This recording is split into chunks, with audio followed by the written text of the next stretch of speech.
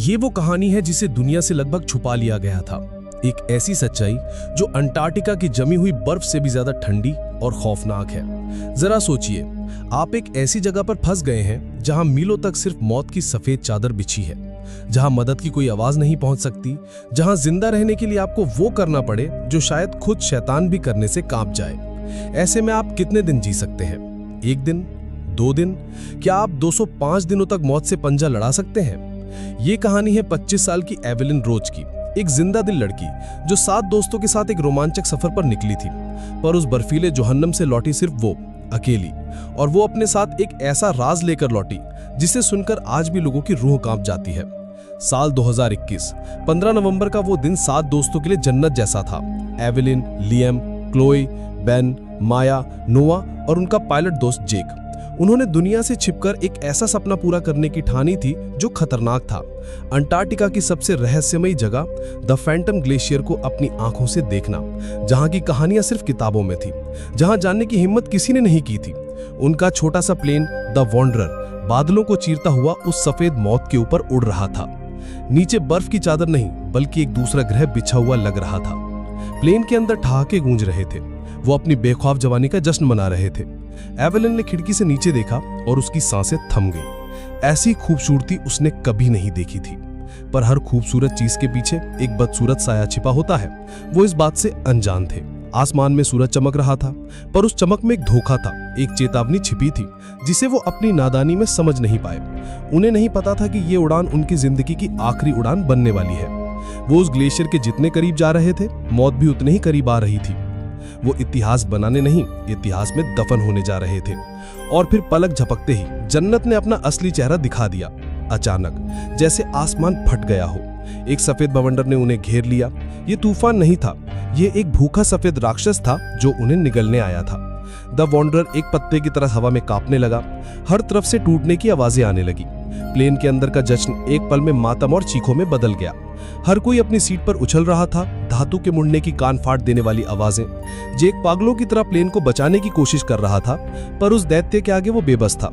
खिड़की के बाहर अब वो खूबसूरत नजारा नहीं, सिर्फ एक सफेद अंधकार था। एक ऐसा अंधकार जो आंखों को अंधा कर रहा था, जो रूह को कंपा रहा था। एवेलिन ने लियाम का हाथ कसकर पकड़ लिया। उसकी आंखों में सिर्फ खौफ था। एक जोरदार, दिल दहला देने वाला झटका लगा, जैसे प्लेन किसी पहाड़ से टकराया हो। और फिर गिरने का वो एहसास, जब पता हो कि अब अंत निश्चित है। उसे अपने कानों में सिर्फ हवा की सीटी और दोस्तों की आखिरी दबी हुई चीख सुनाई दी। और उसके बाद एक खामोशी, मौत से भी ज्यादा गहरी और भयानक खामोशी। जब एवेलिन की आंखें खुली तो दर्द की एक लहर उसके पूरे शरीर में दौड़ गई। टूटे हुए प्लेन के मलबे के बीच वो अकेली थी, जिसकी सांसें चल रही थी। उसके चारों तरफ खून और बर्फ का एक अजीब, डरावना संगम था। उसके दोस्त, जो कुछ पल पहले जिंदगी से भले थे, अब खामोश थे, हमेशा के लिए। वो इस सफेद कब्रिस्तान में अकेली जिंदा थी, और यही एहसास उसे मारने के लिए काफी था। जब हादसे के बाद की पहली बेरहम सुबह हुई तो एवेलिन को अपनी असली कैद का पता चला। मीलों तक सिर्फ एक अंतहीन सफेद रेगिस्तान था, जहां जिंदगी का कोई निशान नहीं था। उसने एक एक करके अपने दोस्तों को देखा, उनके जमे हुए चेहरे, उनकी खुली आंखें। उसका दिल रोना चाहता था, पर उसके आंसू बाहर आने से पहले ही जम जाते थे। टूटे हुए प्लेन का कॉकपिट अब उसका घोंसला था। इस बर्फीले नरक में उसकी इकलौती पनाह। उसने खुद को घसीटा और जो कुछ भी बचाने लायक था उसे इकट्ठा करने लगी।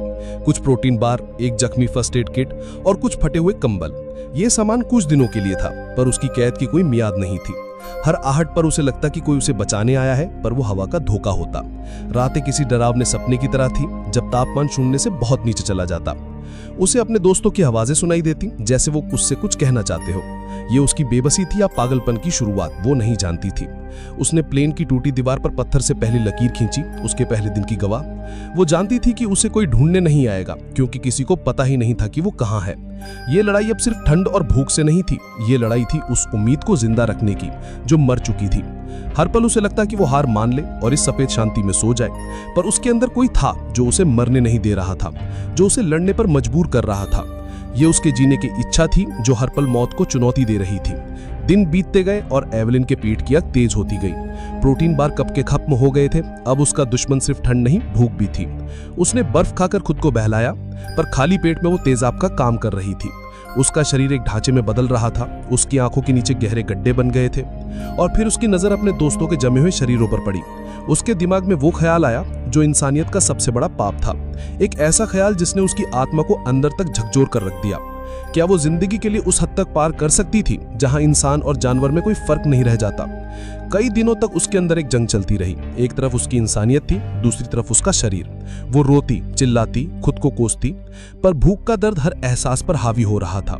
उसे लगता कि उसके दोस्तों से घूर रहे हैं, उसे लानत भेज रहे हैं। और फिर एक दिन जब वो भूख से मरने की कगार पर थी, उसने फैसला कर लिया। कांपते हाथों और रोती आंखों से उसने वो किया जो कोई सोच भी नहीं सकता। वो पल जब उसने पहला निवाला खाया, ऐसा लगा जैसे उसने अपनी ही आत्मा का एक टुकड़ा खा लिया हो। ये जिंदा रहने की कीमत थी, एक ऐसी कीमत जो वो हर सांस के साथ चुका रही थी। हर निवाला उसे अपने दोस्तों की हंसी, उनके सपने, उनकी बातें याद दिलाता। उसने खुद को समझाया कि वो उनके शरीर का नहीं बल्कि उनके सपने का एक हिस्सा अपने अंदर ले रही है, उनके उस सपने का जो जिंदा घर लौटने का था, जिसे अब वो पूरा करेगी। ये एक भयानक घिनौना सच था जिसने उसे जिंदा रखा पर इंसान के तौर पर मार दिया था। वो अब सिर्फ एवलिन नहीं थी, वो अपने दोस्तों की कब्रगाह थी। पूरे 100 दिन एवलिन उसी टूटे मलबे के पास एक जिंदा लाश की तरह रही। उसकी जिंदगी अब घड़ी की सुइयों पर नहीं बल्कि दीवार पर खिंची लकीरों पर चलती थी। अब उस दीवार पर 100 दर्दनाक लकीरें थी, उसके 100 दिन के नर्क का हिसाब। उसका दिमाग अब हकीकत और वहम में फर्क करना भूल चुका था। वो अक्सर अपनी दोस्त क्लोई से बातें करती जैसे वो उसके सामने ही बैठी हो। वो लियम के साथ मजाक करती और बेन के साथ फ्यूचर प्लान बनाती। उसके दोस्त अब उसके लिए सिर्फ यादें नहीं थे, वो उसके हमसाया बन चुके थे, उसके कैदी। उसने उन सब के लिए बर्फ की कब्रें बनाई और रोज उनसे माफी मांगती। ये उसका तरीका था अपने पागलपन को काबू में रखने का, खुद को जिंदा महसूस कराने का। उसकी खूबसूरत आंखें अब धसी और खाली थी, उनमें मौत का साया दिखता था। कभी कभी वो घंटों तक आसमान को देखती रहती, इस उम्मीद में कि कोई फरिश्ता आएगा, पर वहां सिर्फ बेरहम सफेद बादल थे जो उस पर हंसते हुए लग रहे थे। उसने दुनिया को, भगवान को, अपनी किस्मत को, हर किसी को कोसना शुरू कर दिया था। वो एक कैदी थी जिसकी जेल की कोई दीवारें नहीं थी, पर वो आजाद नहीं थी। उसे यकीन हो गया था कि यही उसकी कब्र बनेगी, इसी सफेद चादर के नीचे वो दफन हो जाएगी। पर 100वें दिन की रात जब वो लगभग हार चुकी थी, कुछ बदला। उसके अंदर से कोई चीखा, एक दबी हुई, गुस्से से भरी आवाज। ये किसी और की नहीं, उसकी अपनी ही थी, जो कह रही थी कि बस अब और नहीं। ये हार मानने की नहीं बल्कि लड़कर मरने की आवाज थी। अगली सुबह एवलिन की आंखों में एक अलग ही आग थी, एक पागलपन से भरी जिद। उसने फैसला किया कि वो यहाँ बैठकर मौत का इंतजार नहीं करेगी। वो इस सफेद रेगिस्तान को चुनौती देगी, वो पैदल चलकर इसे पार करेगी, ये जानते हुए भी कि ये आत्महत्या जैसा है, क्योंकि दूर दूर तक कोई मंजिल नहीं थी। उसने अपनी बची कुची हिम्मत को समेटा और तैयारी शुरू कर दी। प्लेन के नुकीले मेटल से उसने एक हथियार जैसा बनाया अपनी सुरक्षा के लिए। अपने दोस्तों और अपने सारे कपड़ों की परतें पहन ली, एक अजीब सा कवच बना लिया और उसने उस मांस को सुखाकर साथ रख लिया जो अब तक उसे जिंदा रखे हुए था। यह उसके सफर का ईंधन था, उसकी शर्म और उसकी मजबूरी। जाने से पहले उसने उस जगह को आखिरी बार देखा जो 100 दिन तक उसका घर और कब्रगाह रही। उसने अपनी बनाई कब्रों पर हाथ रखा और फुसफुसाई, मैं तुम्हारी कहानी लेकर जा रही हूं। उसने प्लेन के एक टुकड़े पर कोयले से लिखा, हम साथ थे, एक अभी जिंदा है। और फिर एक गहरी सांस लेकर उसने उस अनंत सफेद समुद्र में कदम रख दिया। कंपास टूटा हुआ था, नच्चा था नहीं और रास्ता सिर्फ मौत की तरफ जाता हुआ लग रहा था। पर वो चल पड़ी बिना किसी दिशा के, सिर्फ एक विश्वास के साथ कि इस सफेद दुनिया के पार एक दूसरी दुनिया है जहां रंग है, जहां जिंदगी है। ये एक अकेली औरत की पूरी कायनात के खिलाफ एक जंग का ऐलान था। उसके कंधे पर सामान का बोझ था और दिल पर अपने दोस्तों की लाशों का। वो चल रही थी, हर कदम के साथ मौत को पीछे छोड़ने की कोशिश कर रही थी।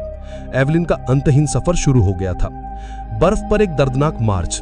हर कदम उठाने में उसे ऐसी तकलीफ होती जैसे कोई उसकी हड्डियों को तोड़ रहा हो।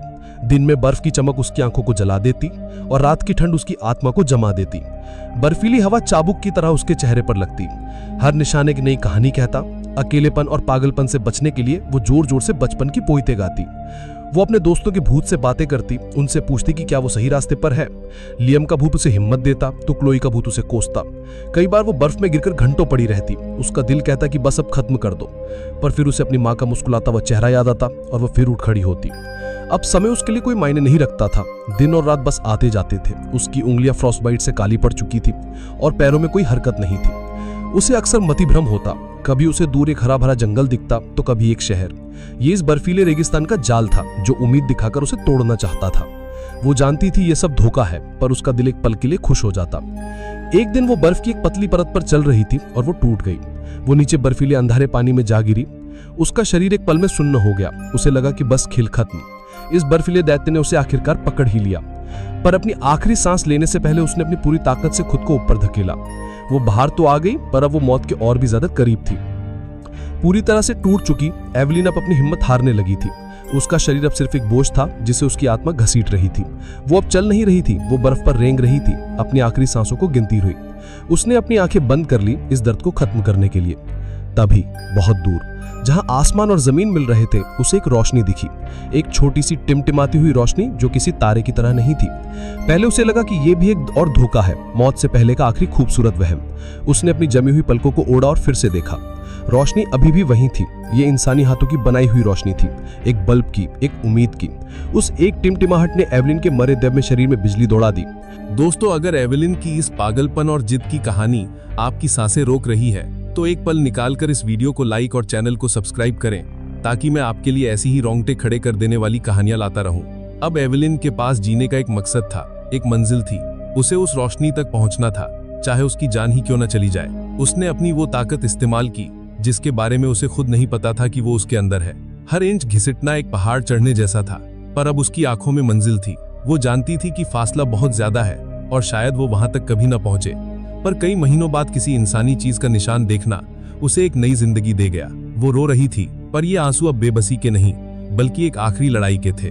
वो उस रोशनी की तरफ बढ़ रही थी जो जिंदगी और मौत के बीच का पुल था। दिन हफ्तों में बदल गए और वो रोशनी अब थोड़ी साफ नजर आने लगी थी। वो एक छोटा सा रिसर्च स्टेशन था, वीरान और खामोश, पर इंसानों का बना हुआ। एवेलिन को अपनी आंखों पर यकीन नहीं हुआ। वो खुशी और दर्द के मारे चिल्ला पड़ी। मंजिल अब सिर्फ कुछ 100 मीटर दूर थी, पर यह फासला अब मीलों जैसा लग रहा था। उसका शरीर पूरी तरह से जवाब दे चुका था। उसके अंग एक एक करके काम करना बंद कर रहे थे। ये उसकी जिंदगी का आखिरी इम्तिहान था, आखिरी रेस। वो अब रेंग भी नहीं पा रही थी, वो बस अपने शरीर को आगे की तरफ धकेल रही थी। उसका चेहरा बर्फ से कट चुका था और खून की एक लकीर उसके पीछे बनती जा रही थी। उसकी आंखों के सामने अंधेरा छा रहा था, पर वो स्टेशन का दरवाजा देख सकती थी। उसने अपनी सारी यादों, सारे दर्द, सारे गुस्से को अपनी आखिरी ताकत बनाया। एक इंच, फिर एक और इंच। वो जिंदगी की तरफ नहीं बढ़ रही थी, वो उसे छीन रही थी। और फिर आखिरकार उसकी उंगलियों ने उस स्टेशन की ठंडी धातु की सीढ़ी को छू लिया। वो पहुंच गई थी, उसने कर दिखाया था। वो दरवाजे पर गिर गई और उसके मुख से सिर्फ एक शब्द निकला, माँ, और फिर वो बेहोश हो गई। उसकी 205 दिनों की यात्रा खत्म हो चुकी थी। 100 दिन मलबे के पास और 105 दिन इस अंतहीन सफर में। जब उसकी आंख खुली तो वो एक गर्म रूम में थी और कुछ चेहरे उस पर झुके हुए थे। वो एक रूसी रिसर्च टीम थी जो सालों में एक बार उस स्टेशन पर आती थी। एवेलिन कुछ बोल नहीं पा रही थी, बस उसकी आंखों से आंसू बह रहे थे जो अब जम नहीं रहे थे।